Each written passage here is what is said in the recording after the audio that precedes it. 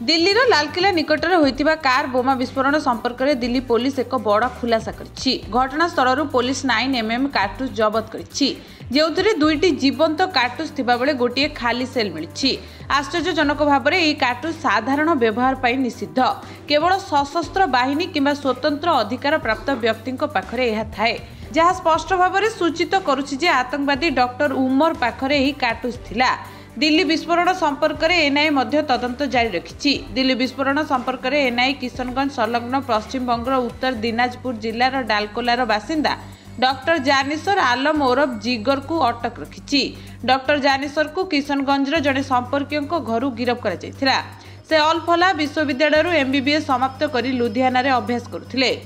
कुआଯାଉଛି से दिल्ली विस्फोरण में जड़ित जड़े डाक्तर सहित नियमित जोगाजोग थे।